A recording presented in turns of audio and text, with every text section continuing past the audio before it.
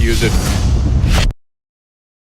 Yes, we have some very interesting guests again today. Of course, the salt will flow next week. Is it next week? Help me, everybody. Tomorrow. It's tomorrow the salt will flow. You're right. You're right. Today is Tom Renz, attorney from Lawfare for Freedom, fighting corruption surrounding the COVID-19 pandemic at state and federal levels. You can follow Tom at tomrenz.com, Tomrenz, and tomrenz.substack, and Renz Tom on X. Then we'll be joined by Jeremy Tedesco. He is from the Alliance Defending Freedom. Freedom will be a key subject today, which I think we should all keep our sights set on. Freedom, free speech, religious freedom. His career, he's been arguing before federal appellate and contributing to U.S. Supreme Court cases like Masterpiece Cake Shop versus Colorado Civil Rights Commission. JD from Regent University Law School. You can follow more at adflegal.org. And we'll be back with Tom Renz after this. Our laws, as it pertains to substances, are draconian and bizarre. The psychopaths start this way. He was an alcoholic because of social media and pornography, PTSD, love addiction, fentanyl and heroin. Ridiculous. I'm a doctor, for sake. Where the hell do you think I learned that? I'm just saying, you go to treatment before you kill people. I am a clinician. I observe things about these chemicals. Let's just deal with what's real. We used to get these calls on Loveline all the time. Educate adolescents and to prevent and to treat. If you have trouble you can't stop and you want help stop it, I can help. I got a lot to say. I got a lot more to say.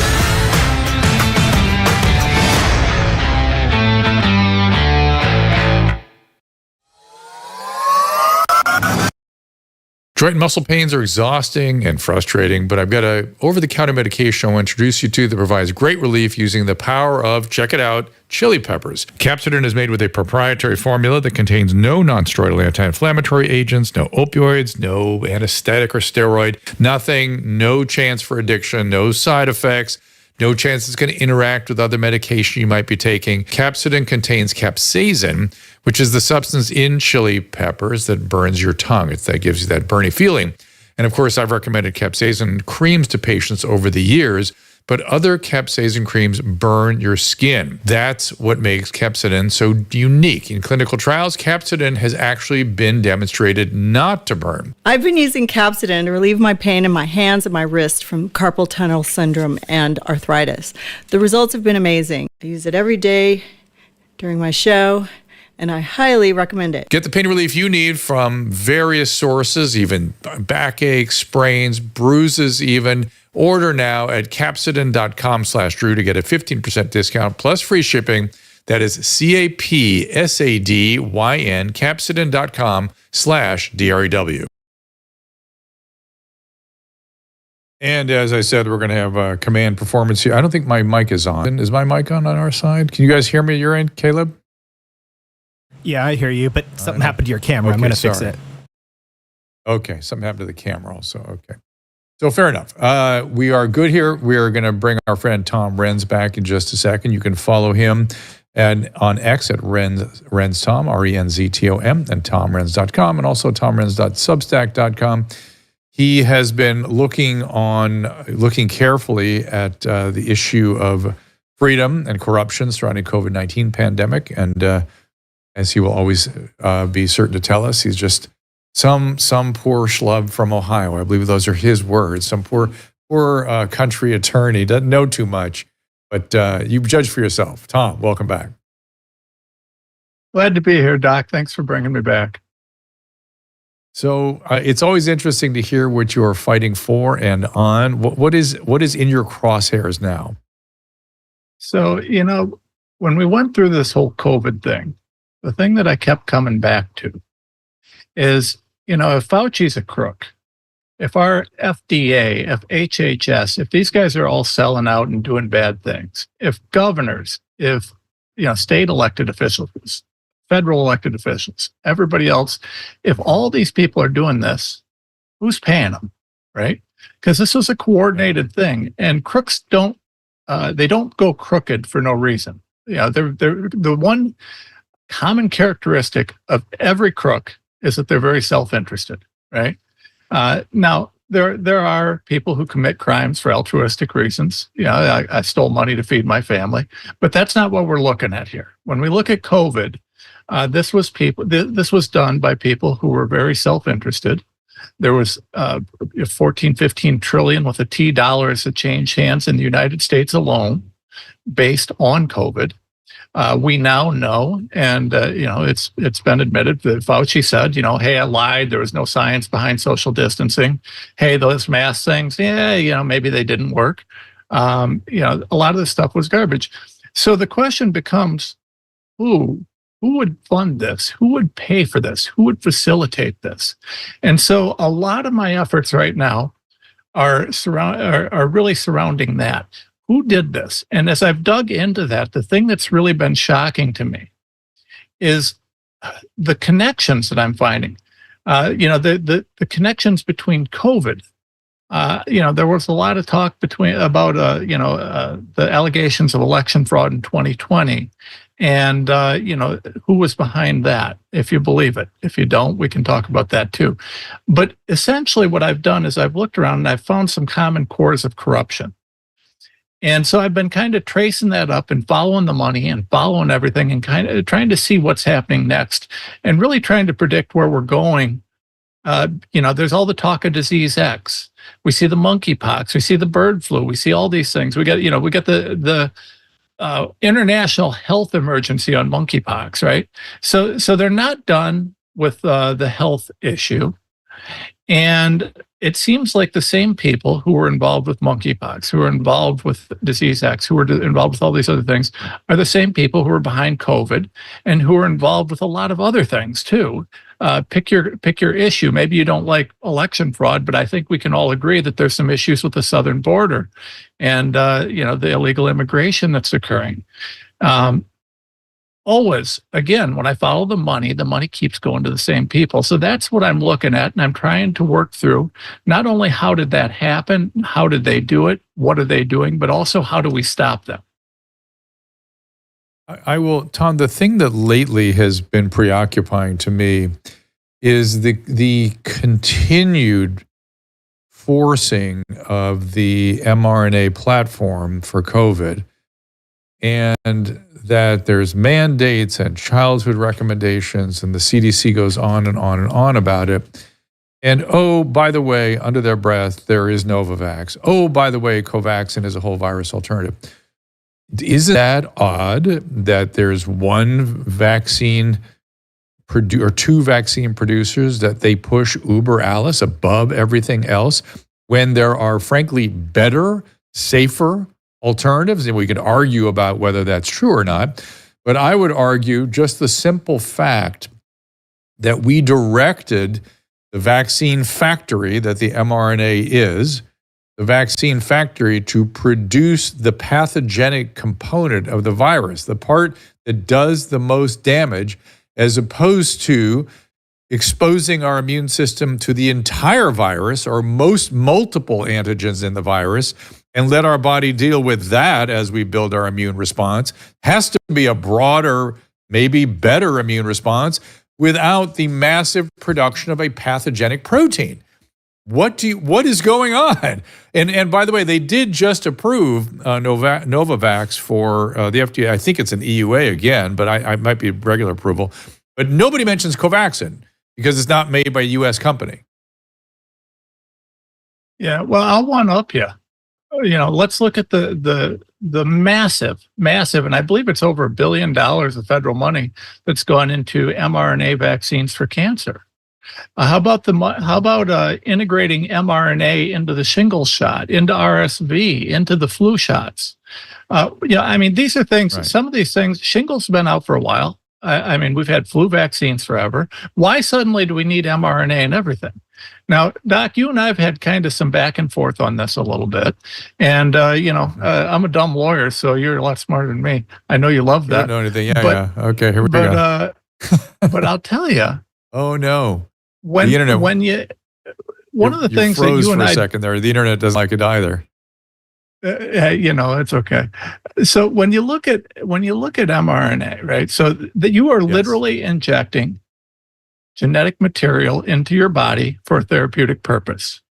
Now, I don't know how that's not a gene therapy. I mean, if it literally is the definition of the word. So you take these gene therapy drugs, and they seem hell-bent on getting these into people when it's unnecessary. And we've never needed gene therapy drugs. We've had all sorts of vaccines, all sorts of other things. And, you know, I've gotten to the point where I've become a little suspicious of all the vaccines. And by a little suspicious, I mean I really don't trust any of them, which is probably a natural evolution given what we've found with COVID. But, you know, why do we keep pushing this gene therapy platform? Why do we keep pushing something that has the capacity to create genetic changes potentially in a human? Potentially. I recognize that, you know, they claim that the mRNA, except for in rare cases, doesn't integrate into the DNA. But I would also ask, you know, when people say that, well, do you trust that that's what's actually occurring? Do you trust that that's what they say? I mean, at the end of the day, you have these gene therapy drugs that they're pushing out. And why? Why are they doing that? And is it part of a larger agenda? You know, what is the value to this? What is the purpose? And we're funding it on a massive, massive scale. Beyond the government funding, there has literally been over $1 trillion with a T worth of investment globally into mRNA gene therapy type platforms. Why? Where are they going with this? And why are they so hell-bent on messing with genes when we have never needed that?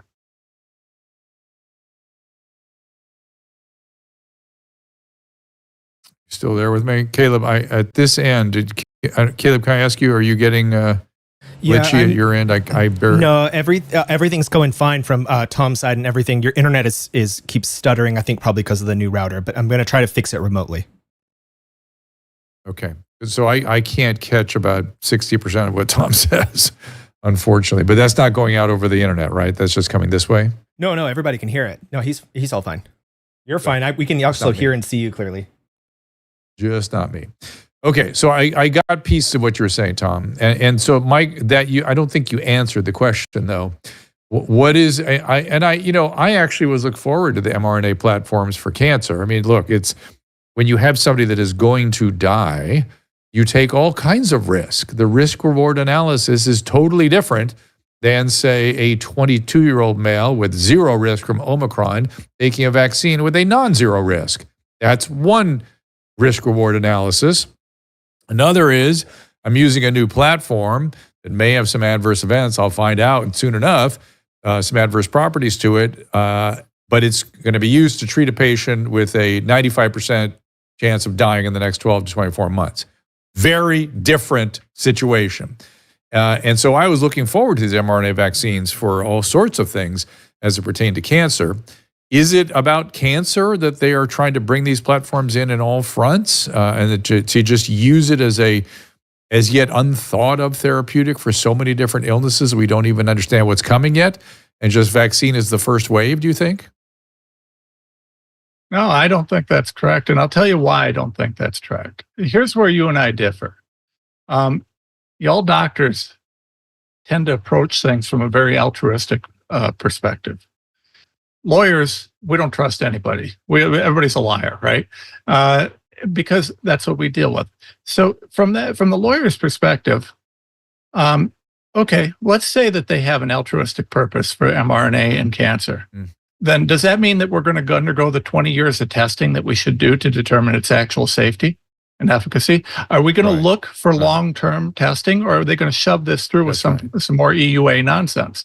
I mean, if in fact they intend to do this, we never really even tested the mRNA platform until 2020. That's right. At the very end of it. Right. So that would mean that at the earliest, we would expect a 2040 rollout of this for cancer. So, but I don't think that's going to happen. We've all heard that they plan on rolling this out real quick. Why the legal duplicity? Why are they playing all the games with the law if this is actually safe and effective? Why not give it the 20 years of testing? Because we don't know. You know, I've made, and I can back up, very credible claims because I have the FDA industry guidance documents where they recognize that mRNA vaccines such as these are, have the potential to cause cancer. have the potential to cause autoimmune issues. I may not be able to make the arguments as a doctor, but I don't need to. Why would the FDA write it? Do we trust them or do we not? And since the FDA has put that on paper, why then are we not doing the proper studies to determine whether the long-term impacts of mRNA are cancer? I mean, we not only threw mRNA out there, remember, but we also threw out the lipid nanoparticle. I mean, all the components of this were all just thrown out at once. We didn't test them individually. There were no long-term tests. And, to me, I don't at all look forward to this as a mechanism to deal with cancer. My wife has stage 4 cancer, of course. And I'm going to tell you that if hell will freeze over before I would stand by and allow them to put an mRNA injection into her arm for the cancer, in light of all the turbo cancers I'm seeing that were caused by the mRNA from the COVID vaccines. It makes no sense to me to even consider that. I understand what you're feeling about it, but and breast cancer wasn't one of the cancers I was thinking of in terms of vaccine therapies. But there are plenty of things that doctors use that when they backfire, I mean, CAR T cells, that kind of stuff, these things are wonderful when they work, and they are nasty when they go the other direction. So again, medicine is, you have to understand that this is the biological system. That's my main complaint is this, thus saith the Lord.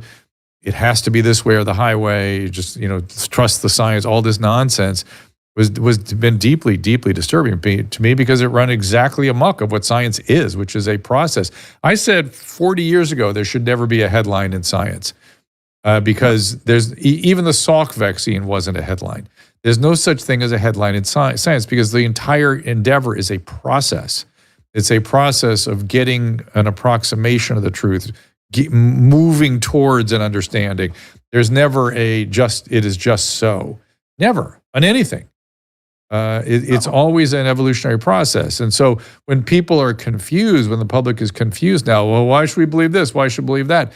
Because you shouldn't believe any of it because science is a process of continued evolution. However, nor should you be the Spanish Inquisition when a Galileo steps up and goes, hey, I've got an idea. There's something totally different going on here. I think the earth revolves around the sun.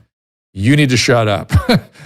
I get it. It's very threatening when somebody says something that runs contrary to the entire infrastructure. I get it. But that's science. That's how it works. And unfortunately, because everyone has an outlet in their phone and can declare the truth, we have a problem. So what do you think is happening? Who is at fault? What were they doing? Is it all just money? I mean, trillions of dollars had to change hands for people to be happy.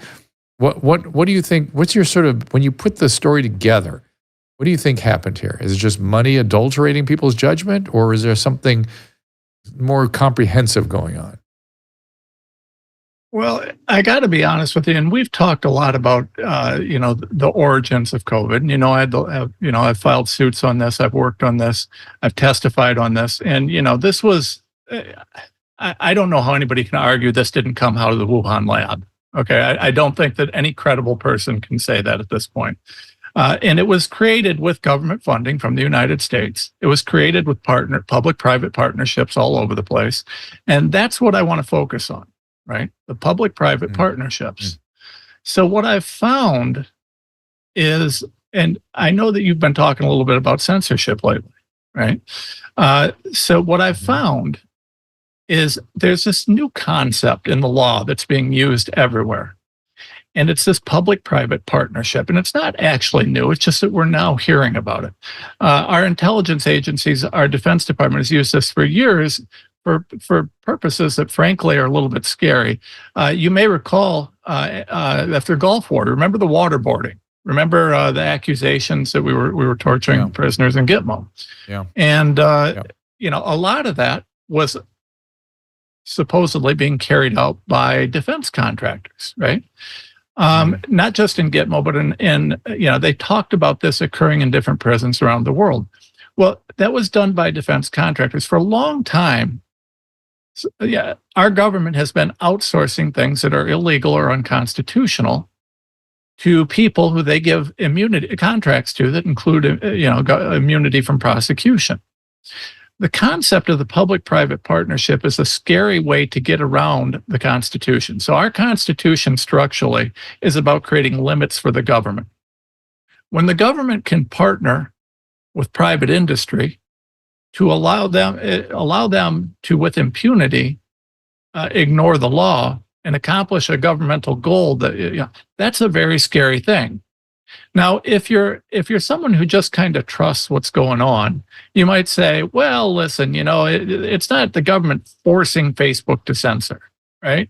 It's not the government forcing Facebook to censor. It's not, it's not any of that. But yeah, to a lawyer, and to me, when I look at these fact patterns, I see something that there's absolutely collusion here. I see that absolutely working around it. And I have a lot of evidence on this. I've really started to understand this concept. And the public-private partnership is something that I'm seeing that could be a wonderful thing if used properly, but is presently, I think, one of the greatest threats to our civil rights that exists. How did we get COVID out there, the COVID vaccines out there, right? Unsafe, ineffective, dangerous diseases. We've got the AG of Kansas just filed a great lawsuit on this, where he says just that. And when we look at this, how did that happen? Well, it was through a public-private partnership.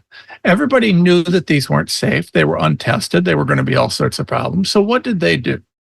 Well, Pfizer and Moderna and all these guys agreed to make these poisons, and they agreed to sell them not to you and I, but to the Department of Defense. Well, how does that work, right? So they got waivers. They got all sorts of waivers regarding the testing and procedures because they said there's an emergency. They said COVID was an emergency, right?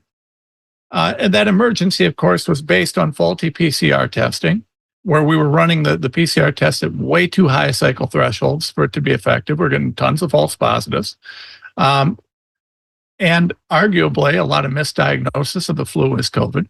So they call it an emergency, which, by the way, if the flu was being treated as COVID, well, doc, you tell me. I mean, if you have the flu and you treat it with remdesivir in a vent, is that the appropriate treatment process? You can argue with me about that, but so what they did was they created an emergency to justify these public-private partnerships and to justify the emergency powers that they use to facilitate these public-private partnerships. Then, through these public-private partnerships, they create these vaccines, which I have argued, and I've presented evidence actually before Congress, that these vaccines were created far before 2020. I actually testified, and I put my name under penalty of perjury on a document showing that we had, and Drew, I don't know if you saw this, but I actually brought into Congress, put my name on a declaration under penalty of perjury, that I had done my best to verify the documents, official medical records of a soldier.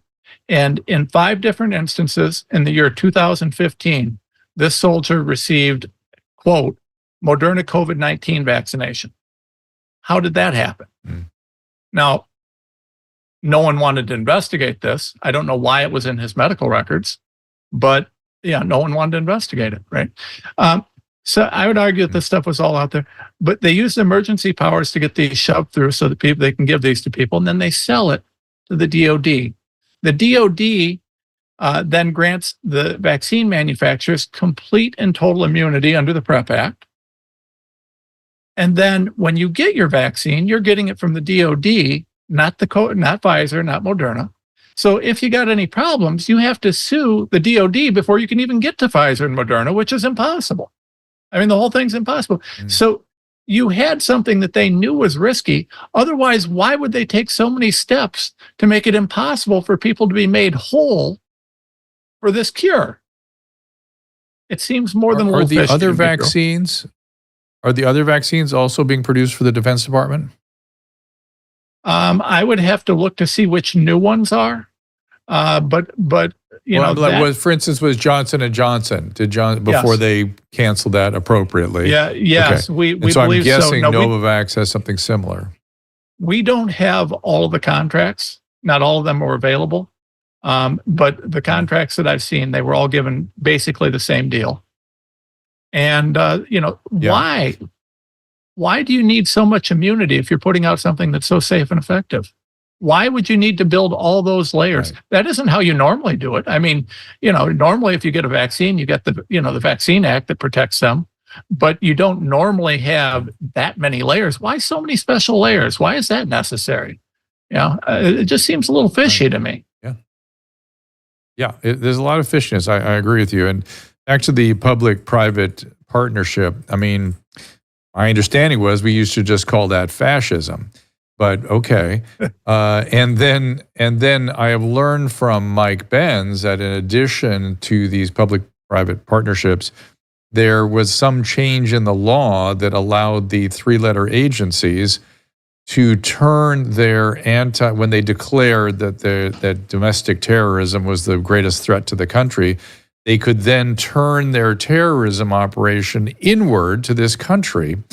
And now we have a situation where the intelligence agencies have turned on the people.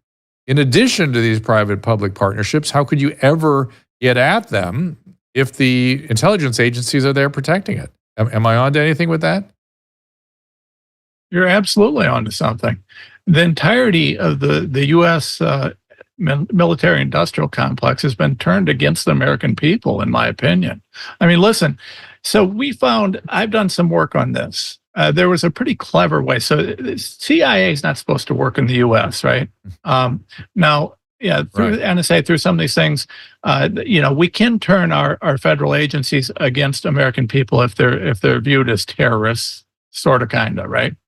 There's supposed to be some checks and balances on that, but I don't believe. Yeah, sort of, kind of.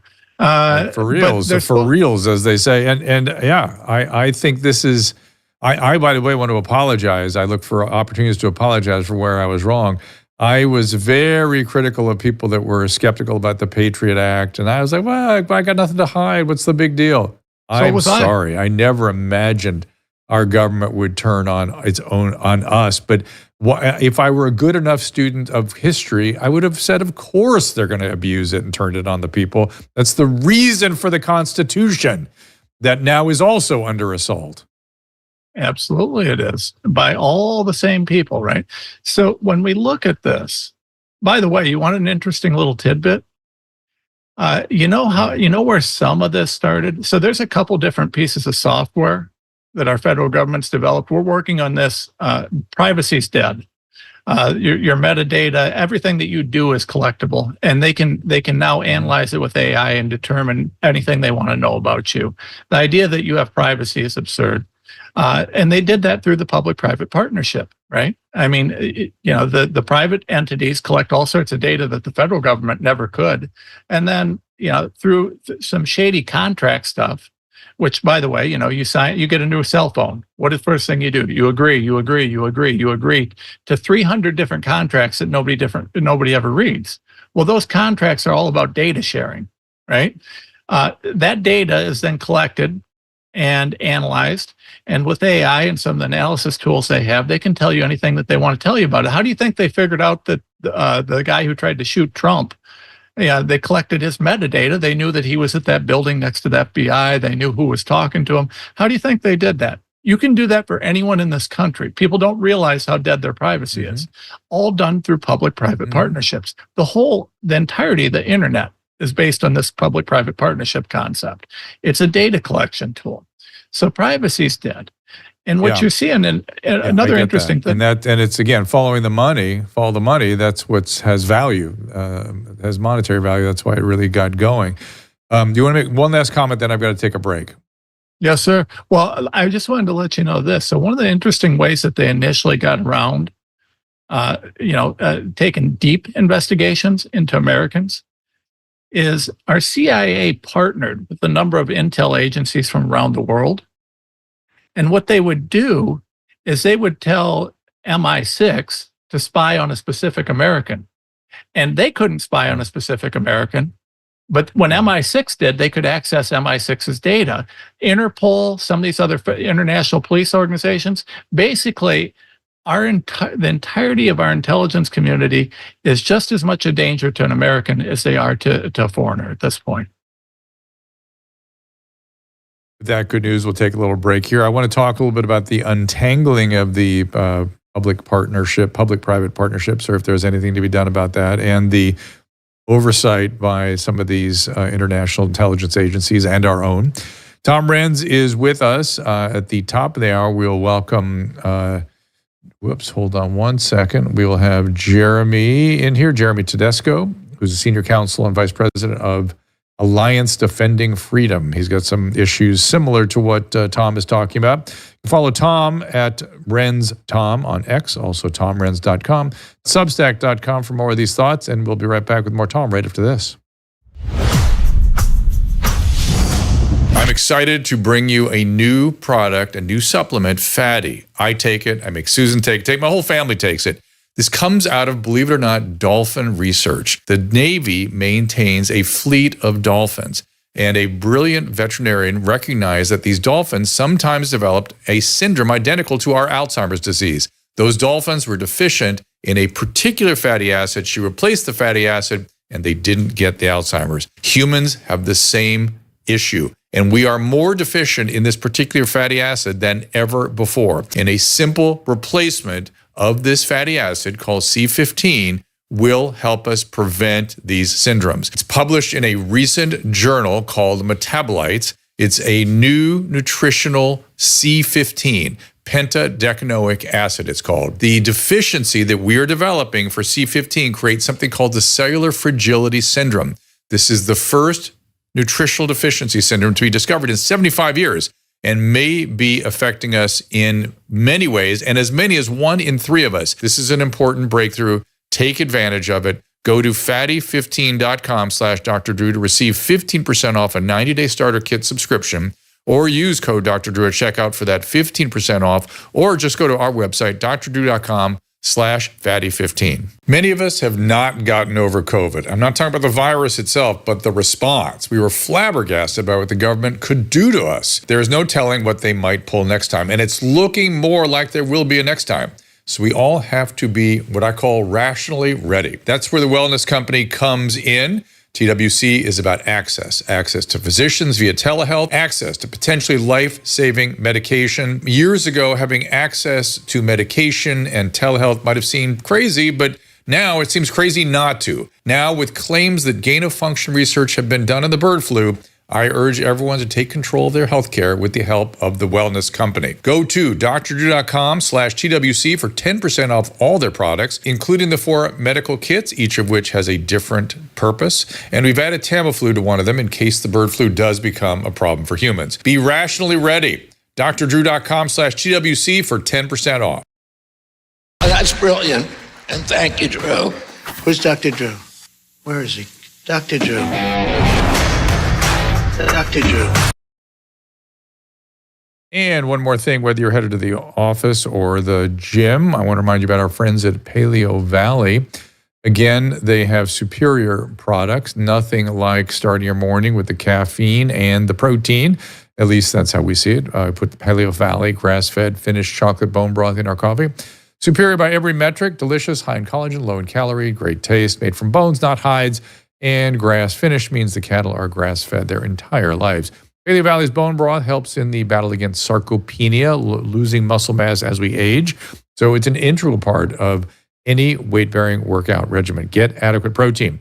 Make it part of yours today. drdrew.com/Paleo Valley for 15% off your first order, or subscribe to save 20% so you do not run out. You do not want to. You will love this stuff. It is drdrew.com/Paleo Valley. And don't forget our friends at Fatty and True Niagen and other things I do on a daily basis. So we have Tom Renz here. We're going to talk about untangling and capsidin. And capsidin, of course, which Susan now uses on bug bites too. You want to talk about that? Yeah. Oh, yeah. I had a bee bite on my finger, and I got a mosquito bite last night too when I was out on the porch, and I just put a little capsidin on it, and it helped the inflammation and the itchiness. You announced it right then. I did. So I want to talk to Tom about untangling with his Lawfare for Freedom Alliance. the issues around the public-private partnerships and the cover by the three-letter agencies. So what do we do about this? Well, the first thing we got to do is we have to understand where it's coming from, right? And I don't think it's from any one spot. You've got to remember, I mean, a lot of people made a lot of money off of COVID. A lot of people made a lot of money off of censorship. A lot of people, I mean, there's money to go around, right? So you've got all of these different giant mega corporations making all of this different, streams of income.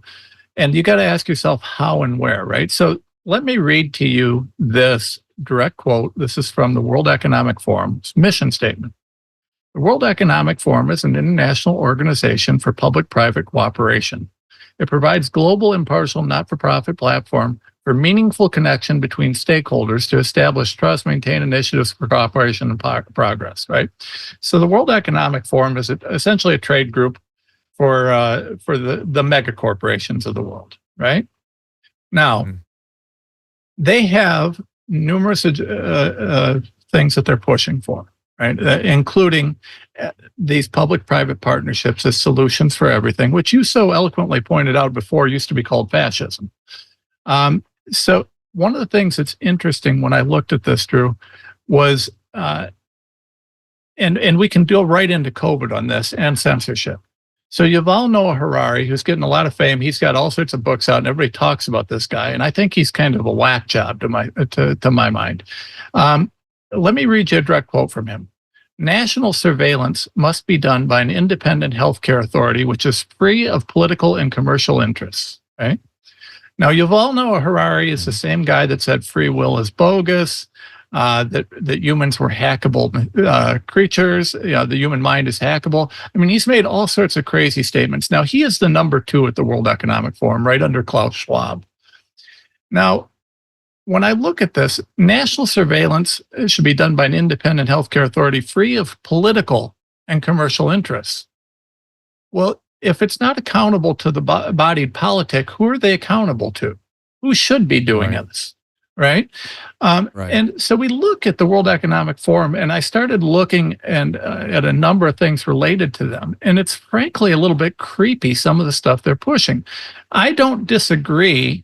Now, we do have to recognize when we look at the World Economic Forum, they're out of Europe, so they have a different cultural approach.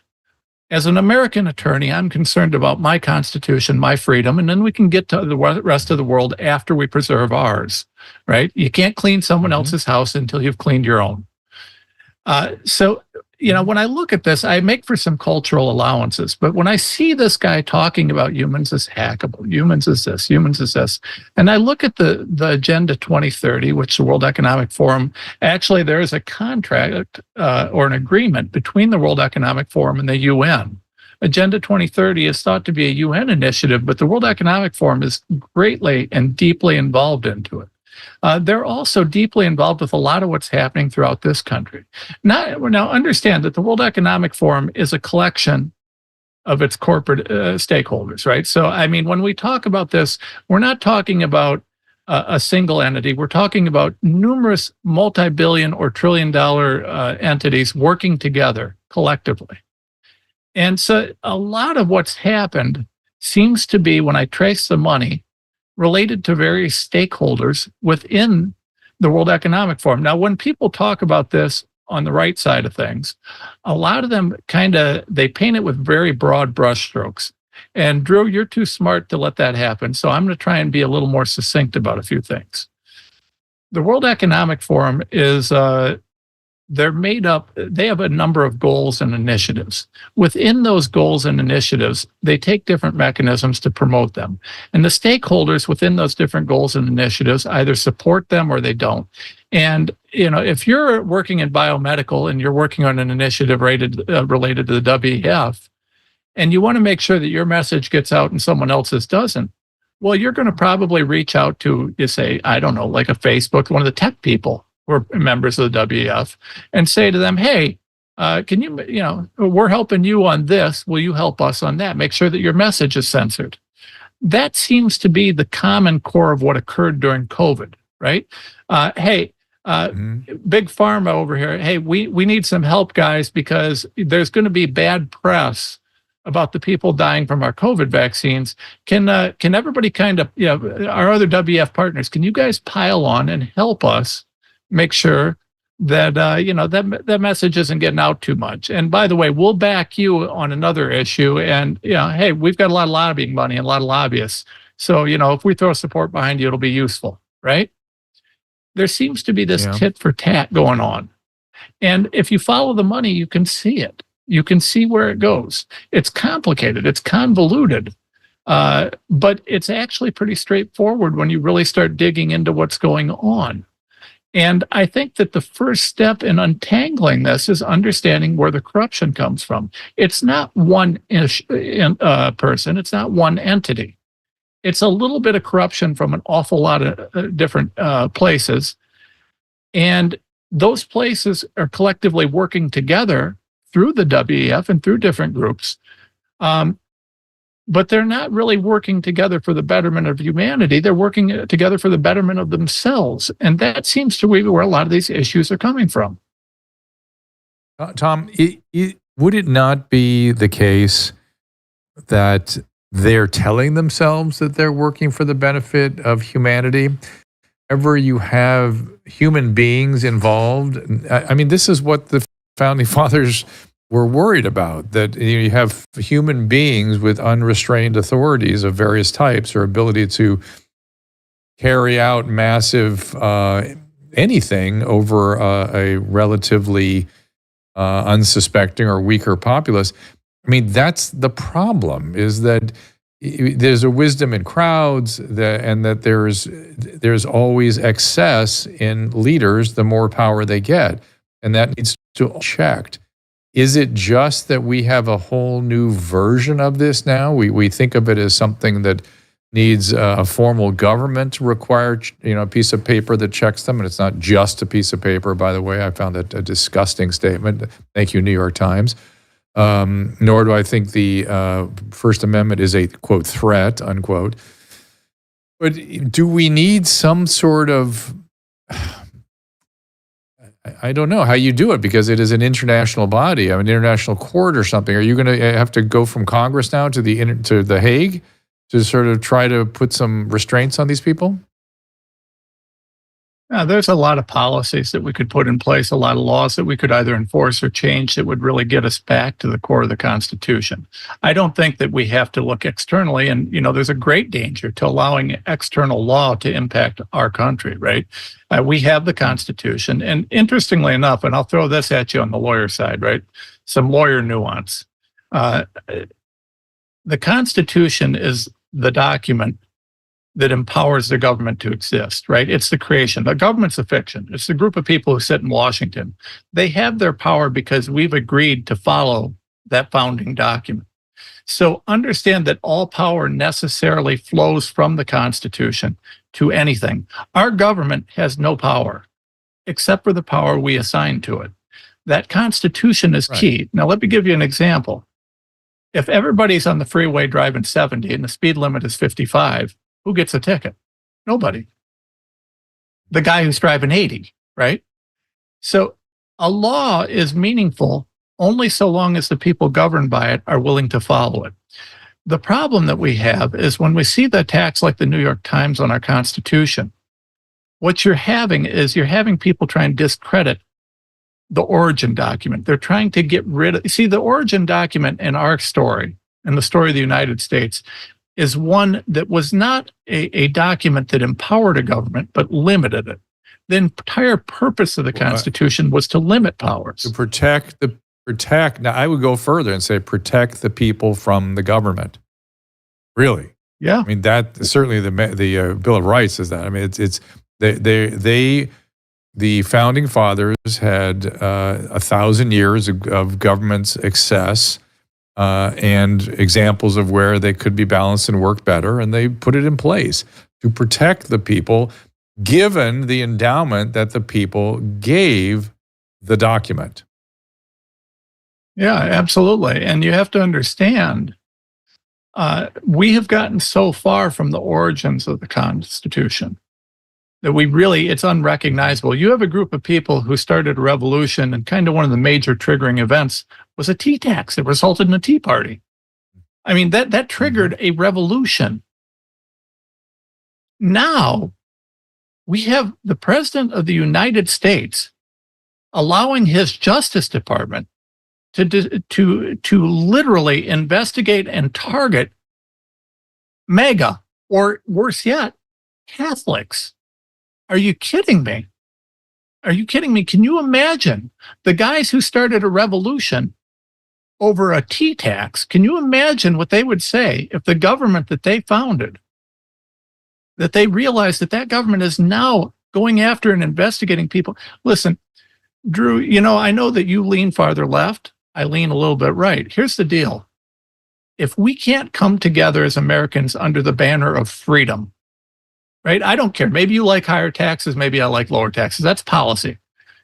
I'm talking about the ideal of freedom. We should all be allowed to have equal opportunity under the law to live our life however we choose to live it. So, for example, I'll take a hot button issue here, right? So that I can make everybody fussy at me, because I like that.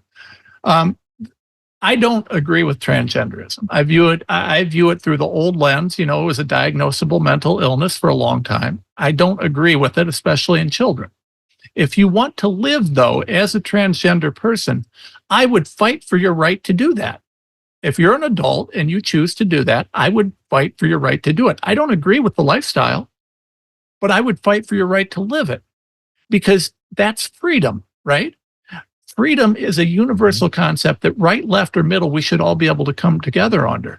But you see, that's really what's under attack when you see the New York Times attacking our Constitution. The concept of freedom is under attack. They're saying that freedom is somehow a threat because I disagree with your ideals, and my disagreement with your ideals is somehow a threat to them. Well, listen. There is no law or way for you to mandate me to say, you know what, I love that you're trans. You can't do that. I'm allowed to have my opinion. You don't, and you'll never find any happiness in your life if you're looking for approval from outside of yourself. We used to teach that. But we've gotten to a point now where it's my way or the highway. And that's what the left is pushing right now. The old liberals, the classic liberals, the Kennedy liberals, they're gone, not in the Democrat. They're not a part of the Democrat Party. Now you have a group of people who are rapidly pushing a set of ideals. And if you aren't lockstep with their ideals, there's something wrong. Now, the problem is that people like me, I'll defend their right to be stupid. I would defend your right to be stupid. I'll defend your right to live differently from me. What I will not do, though, and this is the thing, we need to unify under the banner of freedom in this country, but we must unify with strength, okay? And what I mean by that is I will back you having the freedom to live your life however you want to live it. My line in the sand, though, is if you don't believe that I should be able to live my life however I want to live it, we're going to fight. I'm going to fight. And that's what I'm seeing, because it appears when we look at the money and how it went up through COVID, and we look at the people who, they were censoring free speech, they were forcing vaccines, they were telling you that the science is settled, which, as you so eloquently pointed out, is the opposite of science. When we see all that was occurring, all of the attacks on our freedom, therein lies the problem. This group of people, this same group of people, they're trying to impose their ideals rather than trying to impose freedom. If you want to impose freedom, we're good. If you want to impose your ideals over mine, we got a difference. Yeah, protect freedom. And to me, the easiest battle line can be drawn around free speech, because the fact it's such an astonishing turn of events that free speech would be under attack. I can't even believe I've gone through I'm Alice in Wonderland when it comes to that. That's just unbelievable to me. But it's an easy thing to keep going after. And now we do my next guest, we're going to talk a little about what's going on with Elon Musk and Brazil, and how we have to fight. And you have changed in guys like Elon Musk. Why people would undermine somebody who is championing their right to express themselves and call that out of control is I can't even I don't know what to say about that. But Before I get to Jeremy, tell me what's ahead for you. What are you looking at? What are you doing? What should we read about in your Substack? Well, what we're doing right now is there are some extremely complicated cases that we're prepping, right? So we know that, you've got the monkeypox, you've got disease X. We're spending billions of dollars preparing for disease X. We know that it's going to hit, right? The question is when, not if. They've told us, they're running the games, and disease X will be a replay of COVID, right? Now, I will tell you, there's a really interesting development on that. It looked like we were really heading hard towards a bird flu disease X. Then the Loper decision came out of the Supreme Court, which was probably the most important decision to come out of the Supreme Court this century. The Loper decision overturned what's called the Chevron doctrine. The Chevron doctrine was what made it so that lawyers like me couldn't sue some of the administrative agencies for certain reasons when COVID hit. Now that that's gone, the shackles are off, right? So, I'm looking at what I can do with that. Now, when they launch Disease X, I'm working on what I can do there, what I can do with that. Of course, I'm trying to keep the wheels running on the day-to-day basis. We're fighting the corruption anywhere we can. I do a lot of, anything that we can. We're working right now to try and make sure that we have free and fair elections. I got an issue with people who are here illegally voting. I don't know why that's a contentious issue. But I mean, it's happening it looks like it's going to happen on a pretty massive scale this election. I don't know why there'd be any opposition to adding to the funding bill, the SAFE Act, to prevent that. So, I mean, I'm working on different things. I'm doing a lot of behind the scenes political work. We're fighting for freedom basically wherever we can. If it's high profile, that's fine. If it's not, it's fine. My goal isn't to be, I do the show. If you want to see what I'm doing to have my face out there, it's on the show. My work is going to go wherever it's going to be effective to get freedom, and that's that. And so a lot of it right now is kind of behind the scenes, a little bit quiet, because we know we've got some massive intel, not only on the Disease X, we've got some intel on the privacy issue. We've got some intel on how that's being used. We're following. It was just really following the money, and you can get where I'm at. Yeah, you just got to follow the money. So we're going to keep leaking out information as frequently as we can. I will tell you, I got one last. Oh, I will drop one last thing for you, Doc. We talked going back to COVID. I've got whistleblower info. Would you like? When we look at the creation of SARS-CoV-2 in the lab, one of the most profound partners in that was a guy named Ralph Barrick out of the University of North Carolina, Chapel Hill, right? He seems to have had some consulting hand in the vaccines as well. Now, you know what else he invented that no one's talked about? Remdesivir.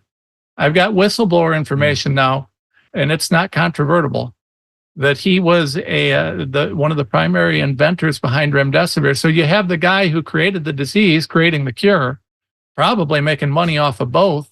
I mean, shady as can be. So we're just working to make sure that we're ready to stop that. We're fighting behind the scenes to stop that. Some of it will be in court. Some of it's in legislative sessions.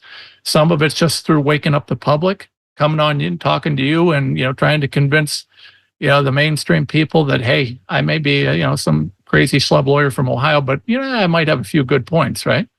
You're right. It's just getting the word out. We at the wellness company, the medical board has taken the position that if monkeypox or bird flu becomes a pandemic virus, it must be because of gain-of-function research. It makes no sense in terms of natural evolution to leap like that, and with the sort of the powers that be ready at hand with their therapeutics and their lockdowns, it has to be the case. So that's why we want people to be ready. There are some simple antivirals you can take. You don't have to cave into their nonsense. There are things to be done. But if they have screwed around with the virus, then we'll be in a position where things are getting a little more active. Well, I can fill you in on that already, Doc. I just put it on my Substack, and I'll share it with you later. So in 2015, Anthony Fauci approved a gain-of-function project on monkeypox, the gain of function project, interestingly, combined Clad 2, Clad 1 to have pretty much exactly what we have now. And approval was only withdrawn in 2023. So, this was the bird flu was made in the lab. Hearing that monkeypox, the People's Liberation Army is working on one. It's just this whole thing, this viral military complex needs to be exposed and unraveled. It seems to me that the fact that we're allowing this as an international community, that's one of the great scandals of our time. But Tom, I always appreciate you coming in. Tell people where they go for the show. Please check us out on Rumble, on X, on Locals, TomRenz.com. You can find links to everything. We do need support. GiveSendGo/RenzLaw, GiveSendGo/RenzLaw. We do as much as we can for free. 3 years of work I didn't charge a dime for in the COVID stuff. I did it all out of support from the public and wherever we could fund it out of pocket. I can't do that anymore. I've used up the resources. So any support we could get, we'd be grateful for. And, hey, we would like to be big shots like Drew here someday. So if you're real bored one day, you might want to check out the show. Thank you, Tom. We appreciate it and keep up the great work. Thank you, sir. All right, Tom Renz, everybody. So we are switching gears to another attorney. This is Jeremy Tedesco. You can follow, let me get you all of Jeremy's particulars. It's the Alliance Defending Freedom. So it's adflegal.org and also on X, ADF Legal. And we're going to get a little bit into the situation in Brazil with Jeremy. Jeremy, thank you and welcome to the program. Thanks for having me on, Drew. So it seems to me humbly that the Brazilian government wouldn't get away with this unless the American government were sort of allowing it in some way, or maybe even directing it, would I dare say. And wouldn't they have some remedies, or if indeed they were on the other side of the Brazilian behavior? Well, I think the crickets from the State Department and other public officials, and not just in the U.S., but across the world, really, on what's going on in Brazil with X being completely suspended through an order that's clearly censorial in nature, aimed at trying to shut down free speech in the country, is jarring. And I think people ought to pay attention to what's going on in Brazil. I mean, I think a lot of people probably think, well, why do I care about a country that's not the United States? What does it matter if this is happening in this country? We think it's really a test case. I mean, Brazil is a vibrant democracy, at least it was for many years. And the fact that these kind of censorial actions are happening and may go unchecked, if they go unchecked, I think could spell some real problems for the rest of the world, because I think a lot of people will be emboldened in other countries where we see an authoritarian streak rising when it comes to trying to suppress speech that people in positions of power don't want to hear or don't want people to be able to hear on these kinds of platforms. So I think it's a really important issue. The fact that it's happening in Brazil just happens to be the latest flashpoint in a global rise in censorship. And I think I was hearing, maybe I'm sensitive to this because free speech I feel is such a vital thing to protect. The EU and Canada were sort of on the DL applauding it, it felt like, or some of the commentary I was seeing. It makes me worried about what the Assemblée Nationale is going to do in France. If that goes the wrong direction, they'll be on board with this too. How do we understand that? How do people in Europe fight it? It seems like it's out of hand everywhere. Yeah, well, certainly in Europe, certainly in Canada, we've seen it. Just a few weeks ago, a commissioner in the EU sent a letter to Elon Musk telling him to watch out for misinformation and other dangerous content when he was planning on hosting Trump on an interview on X. And so we know they're already willing to kind of throw around their weight to try to impact the kind of views that are being expressed on these social media platforms. France just about a week ago arrested the CEO of another major social media platform called Telegram. And so we're seeing this continue to tick upwards when it comes to censorship, but we're seeing it in the States as well. So, I think that's one of the things that people really need to do to connect the dots, is say, okay, this censorial impulse we're seeing in other countries, in Brazil, well, that exists here too. We've seen unbelievable attempts, pressure, coercion campaigns by the Biden administration to censor speech online that they don't agree with. We certainly saw there's a Supreme Court case, Murphy versus Biden, that was just decided a few months ago by the U.S. Supreme Court. That case was really all about the Biden administration's attempt to force private social media companies to censor ideas that the Biden administration disagreed with when it came to COVID and other information like the Hunter Biden laptop story. And so we already know that the government is interested in using these private companies to do their censorship bidding. But we've seen it in other places too, in finances as well. I think this is something that may be not as clear to your listeners, is that even in financial institutions, we've seen the government try to force those institutions to surveil their customers' private data to determine whether they are threats to democracy. And what they're asking them to surveil is basic constitutionally protected activity, like do you shop at Cabela's? Do you shop at Bass Pro Shops? Do you buy religious texts, including the Bible? And so these are the kind of things that the U.S. Treasury Department, the DOJ, the FBI were telling the biggest banks in America to look at their private customers' data, flag, and then send to the feds to determine whether people were threats to democracy, to our democracy. So we see the government trying to use these private institutions and some kind of unholy alliance to kind of surveil or censor American citizens for their speech. And so the problem is present here. The problem is present overseas. And I think it's really incumbent upon us to push back in Brazil, because we don't want those test cases to prove out that censorship doesn't come with consequences. And did I see, I'm looking at a post from Michael Schallenberger, I am under criminal investigation in Brazil for telling the truth. He's still going to go down there. Are you familiar with his situation? Yeah, I am. I have followed his situation. I don't know the details of it, but I know that he has been very engaged in Brazil, and he has said that he's under criminal prosecution there, or at least investigation. And I think one of the things he's saying there was so interesting is that a lot of these government officials are acting like they are the arbiters of truth, and that's a real big concern when the government starts deciding, well, we're going to decide what you can hear, we're going to decide what views can be expressed. Then you've got a government that is an enemy of free speech. And look, if you live in a country where you can't criticize public officials without fear of retaliation from the government, then you don't live in a free country. And those are the kind of things that I think Americans really up to. I must tell you, cancellation was clearly something with the government working behind the scenes for many of us. So we already live in that country where the government goes out. Look at Jay Bhattacharya, Michael. I mean, there are people whose careers were upended by things the government were doing, and we have, and even just the principal plaintiffs in the Missouri versus Biden case. I mean, Aaron Kheriaty was destroyed because he dared to say, "Hey, we don't have the bioethical standing to have a mandate," and I'm at the head of the bioethics department. Oh, good. Thank you, Dr. Kheriaty. You're fired. Caleb, what did you put up there? What was that that X post you had? A recent tweet that was posted by Chris, the CEO of Rumble, who is saying that Brazil no longer has access to Rumble either, according to media reports.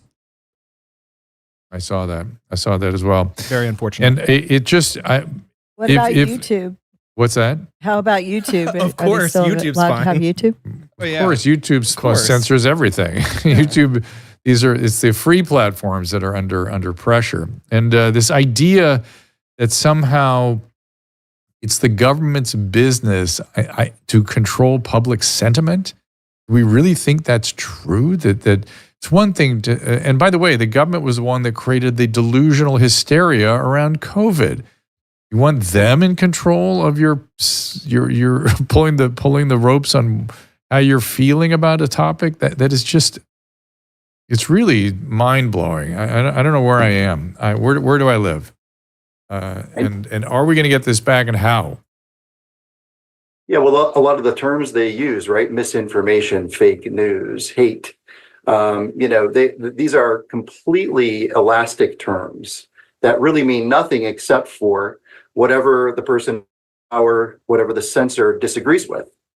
And, even the idea that, these platforms have to be controlled, the speech that's allowed has to be regulated to protect democracy, to keep people safe. I mean, these are the terms that people use when they're being paternalistic and ultimately censorial when it comes to the ideas that you can express or even hear on these kind of platforms or just in the broader public square. And so, yeah, I think we really do have a problem. Rousseau. I blame Rousseau. Man everywhere in chains man everywhere in chains needs to be forced to be free. Thank you, Rousseau. Jean-Jacques, you're a genius. But he was, unfortunately. That's the problem. Let me switch topics for a minute here. This Tenet Media thing, I'm completely confused by that. Are you familiar with this story? Where Tim Pool and these guys are being called Russian. You don't know that story?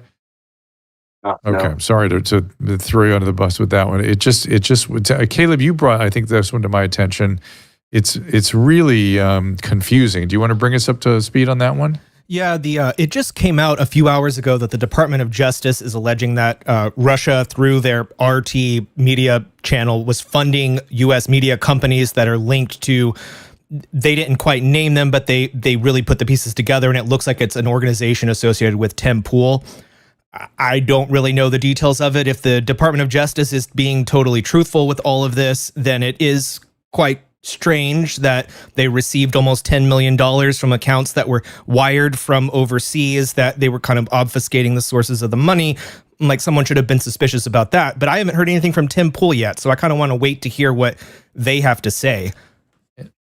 And by the way, RT, I don't know if they're operating in this country anymore, but if you remember, William Shatner had a show on RT I was on, and I met those people, and they were reasonable people creating television in New York. Yeah, Drew did both those shows. Yeah, and why do we have to assume that they're related to Vladimir Putin? And what did they put out in terms of propaganda that our own government hasn't put? I don't know. Anyway, the two people that were accused, like the Russian people that were accused of this, both of them have, of course, disappeared, and they've gone away, so no one can get to those guys. The big publicity thing is that money got funneled over to this one group, but that's not saying that they haven't. It's not very clear. It's not actually very clear. So I hate to mention Tim Pool or anything in it until he has a chance to respond. All right, fair enough. Is there anything else that go ahead, Jeremy? No, I'm just agreeing. Going to have to see how Tim responds to those allegations. Yeah. And what's up next for you? Are you working on anything in particular? Where shall we follow you? Tell me more. Well, you can follow adflegal.org. That's our website. And that's probably the best place to get information on what our organization, Alliance Defending Freedom, is working on. On the Musk situation, we filed a petition with the Inter-American Commission on Human Rights to try to get them to conduct an investigation of Brazil over this censorship by Judge de Moraes. The British people have clear constitutional rights to free speech. The actions in that country are also clearly in violation of human rights commitments that apply to Brazil.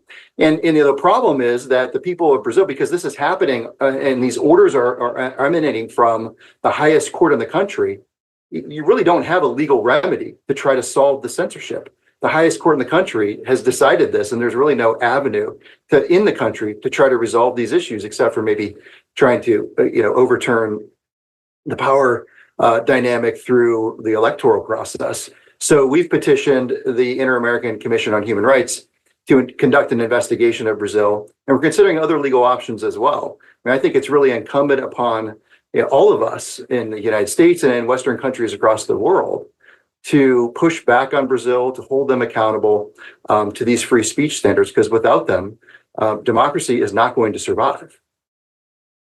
Also, I read that Musk is going to release evidence of malfeasance and illegal action on part of that judge every day going forward. Maybe you want to follow some of those leads and see if there's potential legal action so the upending can happen at the top.